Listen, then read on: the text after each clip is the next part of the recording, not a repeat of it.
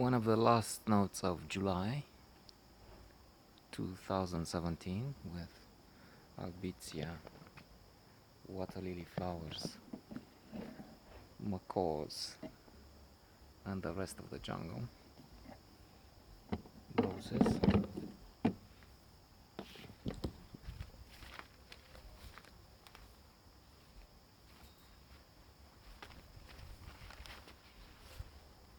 On a very good, interesting film with a peculiar name, Before the Devil Knows You're Dead. This is the last film directed by the great Sidney Lumet, a wonderful, wonderful director, the man who gave us or had an important contribution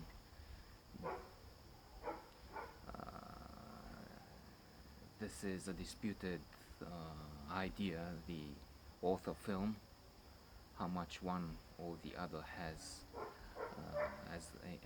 as importance in the film. There will be some who feel the director, people like Hitchcock, Lumet, would have the essential main contribution if the film is not altogether theirs. But others dispute this. Among them, I would just quote William Goldman.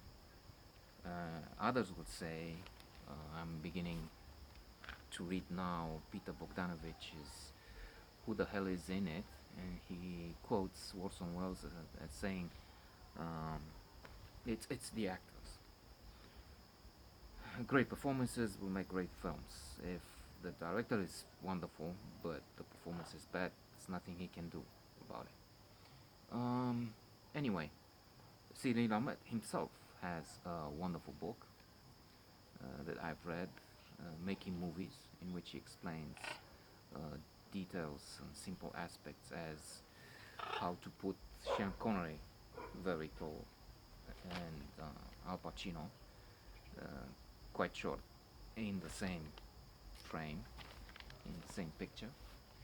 And then he talks about the making of Dog Day Afternoon, how with Pacino talking with his male friend, his boyfriend, lover, on the phone, he ran out of film. He had to bring in another camera because the speech was so long and his work was so good. So, A Dog Day's Afternoon, 12 Angry Men are just a couple of his great works, Sidney Lumet. And this is a very worthy motion picture. With, alas, another great man who died, great artist, Philip Seymour Hoffman, in one of the title roles, a great actor. He's Andy. Ethan Hawke is Hank, his brother. And we also have splendid actor, Albert Finney. Charles, he's Charles. Albert Finney, I was thinking about him yesterday as I'm watching through Lawrence of Arabia, one of the best pictures ever, one of the best 10 actually, if not one of the best 5 out there, up there with Citizen Kane, Godfather, and because he missed working on Lawrence of Arabia as Lawrence, he gave the opportunity for a fabulous meteoric rise of Peter O'Toole, who is now in the history of film as the magnificent Lawrence, as they called him in Arabia. Returning, this is a complicated but interesting, gripping tale of a heist.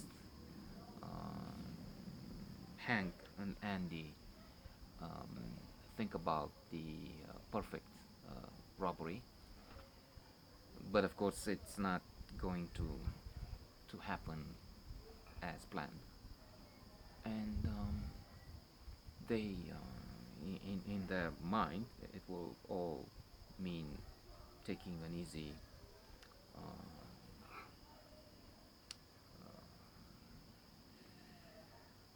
a bag of jewelry out with no victims and no consequences except for a very positive result.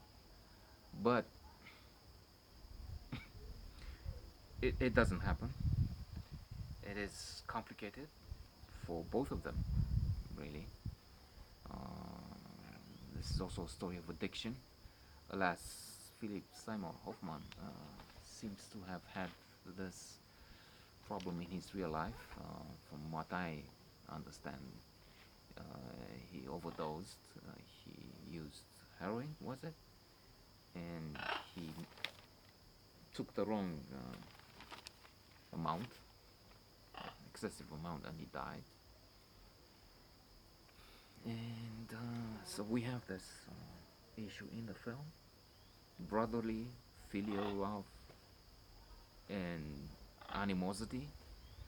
Um, and it's a complicated, interesting, challenging tale, directed wonderfully.